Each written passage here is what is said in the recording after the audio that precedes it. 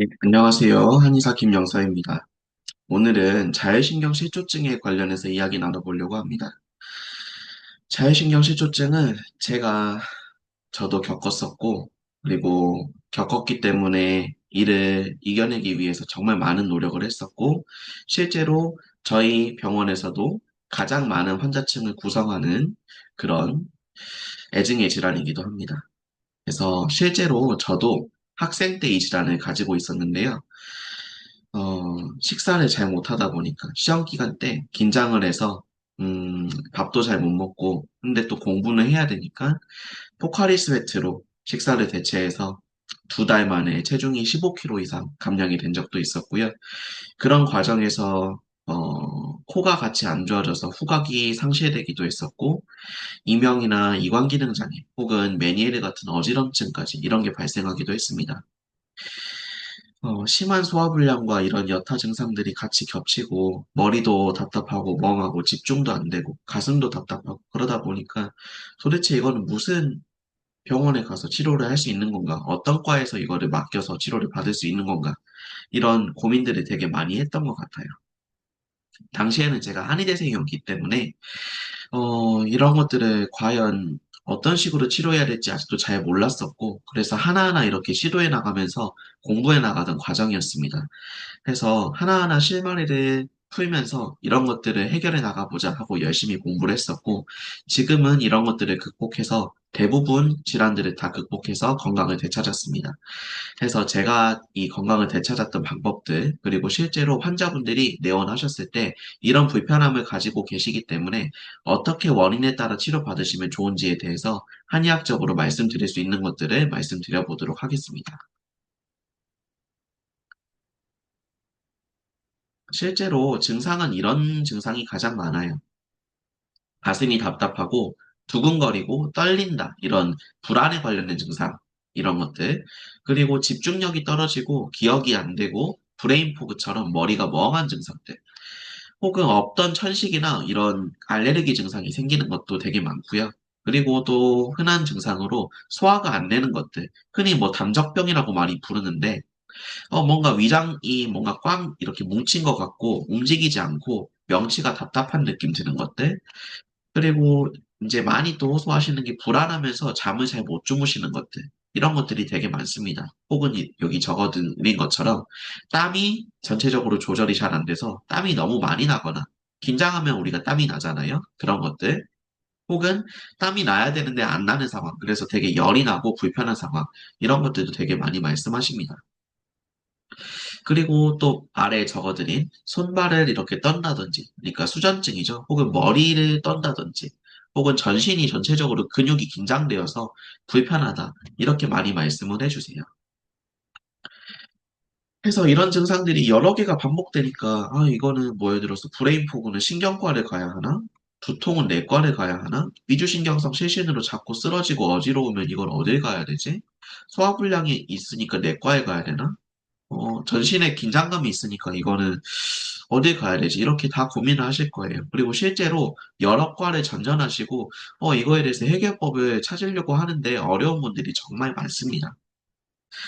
증상을 제가 이렇게 다양하게 적은 거는 이 증상들이 실제로 저도 겪었던 증상들이기 때문에 환자분들이 실제로 말씀하실 때, 이런 게 지금 불편하신가 보구나 하고 저도 잘 알고 있는 것들을 말씀드릴 수 있어서 이 환자분이 지금 정말 힘드시겠다. 그리고 어떤 마음으로 이렇게 찾아오셨겠구나. 이런 것들을 잘 알고 있습니다. 그래서 문제가 이런 증상들이 하나만 단독으로 오는 게 아니라 여기 보시면 서로 이것들이 연동되고 연결되어서 동시에 나타난다는 게 문제예요.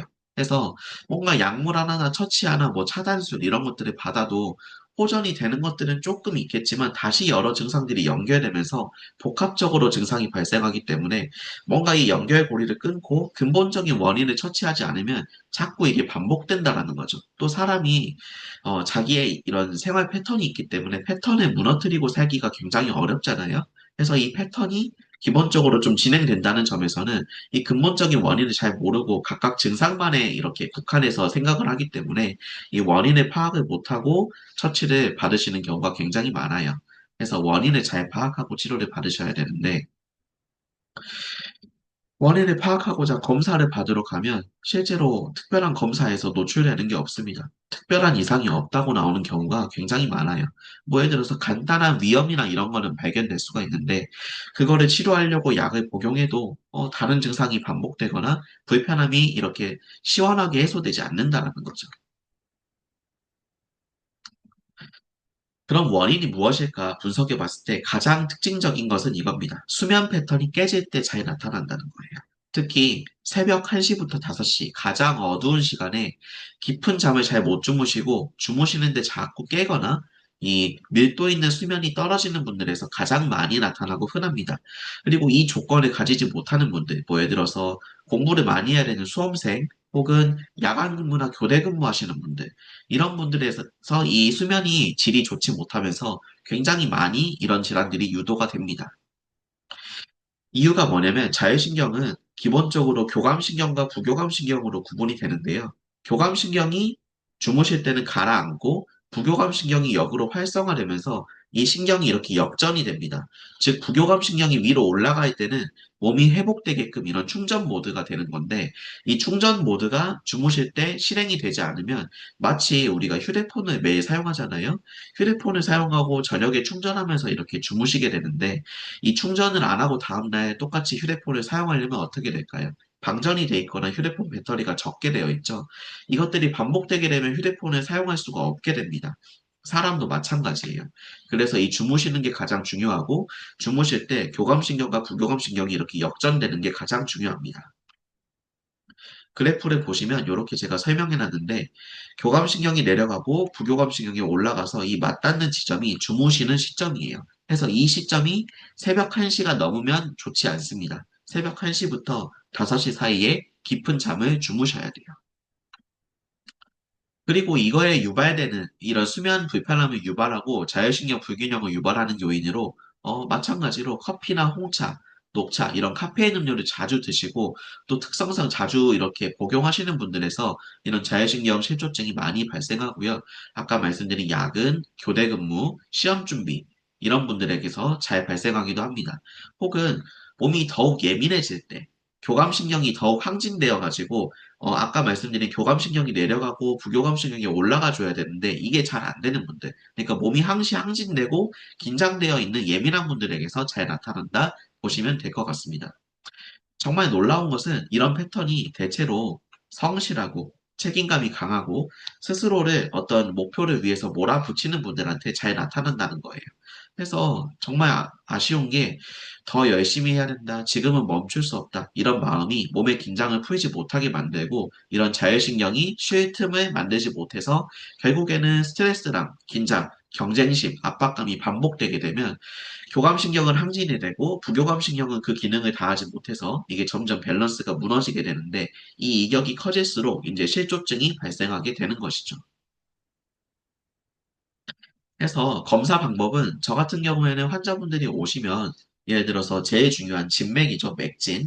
맥진을 통해서도 환자분의 상태를 파악을 하고 복진이라고 하는 배 구조를 실제로 이렇게 눌러보면서 어떤 상태인지 파악하기도 합니다. 사실 이 두 가지로도 저는 아무래도 제가 직접 겪기도 했고 많은 환자층을 이렇게 접하기도 했기 때문에 거의 대부분 체질과 어느 정도 상태인지를 파악할 수 있어요. 근데 여기에 이제 추가적으로 제가 자료로 보는 것은 HRV 검사라 해서 심박변이도 검사를 진행을 합니다. 그래서 이 검사는 교감신경과 부교감신경의 균형 상태를 수치로 표현해 줄 수 있는 이런 검사이기 때문에 좀 더 객관적인 자료를 같이 살펴볼 수가 있어요. 그래서 예시로 보면 이런 식으로 교감 활성도가 어느 정도이다. 부교감 활성도가 어느 정도이다. 이렇게 숫자로 나오게 됩니다. 그래서 많이 항진되어 있는 타입이 있고요. 혹은 저하되어 있는 타입이 있는데 구분을 좀 해서 보면요. 교감신경이 처음에는 되게 항진되어 있는 단계로 이렇게 나옵니다. 그래서 이런 경우에는 뭔가 불면증이나 다한증, 식욕이 너무 이렇게 떨어지거나 반대로 좀 폭식처럼 항진되는 경우, 이런 것들이 초기 자율신경 증상, 교감신경 항진증에서 나옵니다. 초기에는 이 교감신경이 항진이 되면서 부교감신경도 이거를 방어하기 위해서 같이 항진이 돼요. 그래서 교감이 항진되는 증상들, 아까 불면증 같은 것들, 긴장감 이런 게 나타나면서 부교감신경이 항진될 때는 식욕이 올라가고 몸이 뭔가 이런 나른해지고 느슨해지고 이런 증상이 나타나거든요. 이 두 가지가 동시에 같이 나타나니까 되게 언밸런스한 증상들이 나타나는 거죠. 이게 초기에 나타나는 증상들이고요. 중기부터는 이제 이때부터는 소화불량이나 담적병, 피로, 몸이 피곤하다 이런 말씀을 많이 하세요. 이제 기본적으로 둘 다 항진이 되다가 부교감신경이 이 교감신경을 내려주지 못하고 점점 기능이 떨어지는 거예요. 즉 이격이 커지고 몸이 회복력이 떨어지고 전체적으로 몸이 면역이 약화가 되는 이런 시기라고 보시면 됩니다. 그래서 이때 특징적인 게 소화불량을 많이 대부분 말씀하세요. 그리고 세 번째로는 이제 이렇게 항진됐던 애들이 다 떨어져서 기능이 모두 떨어지는 상태입니다. 그래서 이때는 피로한 증상들, 그리고 수면 불량이 아니라 수면 장애, 그러니까 잘 아예 못 주무시는 거죠. 그리고 공황장애나 뭐 성기능 저하, 대인기피 이런 것들이 나타나기도 합니다. 그래서 거의 일상생활을 못하는 되게 힘든 상태가 되기도 해요. 그래서 이 두 번째랑 세 번째 단계가 사실은 이 내 몸에 에너지를 불어 넣어주고 보충시켜주는 그런 한약이 가장 필요한 단계라고 말씀드릴 수 있어요. 그래서 저 같은 경우에는 이런 상태에서 체질에 맞는 한약 혹은 보약이 꼭 필요한 단계라고 말씀을 드리고 몸의 에너지가 회복이 되게끔 소진이 되어 있기 때문에 회복이 될 수 있는 약을 처방을 해드립니다. 태음인 분들 같은 경우에는 녹용이 가장 좋고요. 맥문동이라고 하는 이 체액을 보충시켜주는 약도 굉장히 좋습니다. 그리고 태양인 분들 같은 경우에는 동충하초나 원자마 혹은 녹용 중에서도 구분을 잘 해서 써야 되는데 발효 녹용을 쓰면 태양인 분들도 열이 오르지 않고 몸이 굉장히 건강해지는 것을 보실 수 있어요. 그리고 자율신경 실조는 태양인이 가장 많습니다. 왜냐하면 몸이 금방 항진되고 금방 이렇게 떠오르는 체질이기 때문에 태양인에서 가장 이 증상이 많이 발현된다 보시면 되세요. 소양인에서는 태반이라든지 귀판교, 별갑교 이런 것들을 사용을 합니다. 그리고 소음인에서는 많이 우리가 이런 보약이라고 부르는 인삼 이런 것들을 사용하고요. 녹용 같은 경우에도 뉴질랜드 녹용, 그러니까 열성이 좀 덜한 녹용 이런 것들을 사용을 합니다. 해서 모든 사람한테 이런 보약 같은 것들, 뭐 인삼, 흑염소, 하수오, 황기 이게 다 모든 게 보약이 아니고 저 같은 경우에는 전공이 체질의학이고 경희대에서 제가 체질 전공을 했기 때문에 체질을 정확하게 구분한 뒤에 이 신경과 장부의 균형을 맞춰주는 방향으로 접근을 해드려야 좋은 한약 처방이 됩니다. 무조건 어떤 약이 좋다 해서 누구나 복용하신다 해가지고 이게 좋은 게 아니기 때문입니다. 그래서 저 같은 경우에 이렇게 한약 처방을 하고요. 그리고 신경이 막혀 있는 것들은 구조적인 것들을 풀어드릴 필요가 있어요. 아무리 한약 처방으로 잘 해드리고 하는 것도 도움이 되지만 제가 설명을 할 때는 한번 내원하셔서 시술을 받으시고 구조적인 신경 압박, 이런 불균형을 풀어주는 시술을 하는데 저는 이 도침이라는 도구를 써서 치료를 하고요. 그리고 조선 대침, 큰 장침을 통해서 신경이 가는 길들을 시원하게 풀어드리는 치료를 합니다. 혹은 브레인 포그나 축농증을 갖고 계신 분들한테는 코 내부에서 뇌 쪽으로 가장 가까운 곳에 들어가서 내부를 순환시켜주는 치료를 하곤 하는데요. 그래서 구조적인 개선과 기능적인 개선을 각각 도침이랑 한약 이런 것들을 통해서 진행한다 이렇게 보시면 될 것 같습니다. 그래서 도침에 대해서 좀 보여드리면 이렇게 끝이 칼처럼 날카로운 침이에요. 그래서 요거를 통해서 특히 부교감 신경은 여기 귀 뒤에 있는 미주신경이라고 하는 신경을 압박을 풀어드리는데 우르륵 소리가 나면서 되게 시원해진다 이렇게 말씀을 하세요. 그리고 해당 부위에 이렇게 어, 약침 성질별로 체질별로 다른 약침을 써서 해당 부위의 회복 재생을 도와주고요. 그리고 아까 말씀드렸던 이 조선 대침을 통해서 코나 혹은 전체적인 신경전은 척추에 분포하거든요. 여기를 자극을 해서 이 불편함이 덜해지고 신경순환이 될 수 있게끔 도와줍니다. 실제로 저도 이렇게 가지고 다니는데, 어, 굉장히 크죠? 크고 긴 이런 침들을 통해서 자극을 줘서 보다 강력한 자극을 통해 내 몸의 밸런스를, 신경 균형을 맞춰준다. 이렇게 보시면 될 것 같습니다. 오늘은 제가 이렇게 자율신경실조증을 치료하는 한의학적 방법에 대해서 말씀드려봤고요. 어, 앞으로도 좋은 정보를 제공하기 위해서 실제로 제가 불편해했던 질환 위주로 아무래도 제가 자신이 있고 또 이렇게 하면 나을 수 있다는 자신감이 있기 때문에 그런 정보들을 의학적으로 잘 제공해드리고 환자분들께 도움이 될 수 있게끔 노력하도록 하겠습니다. 오늘도 김 원장이었습니다. 감사합니다.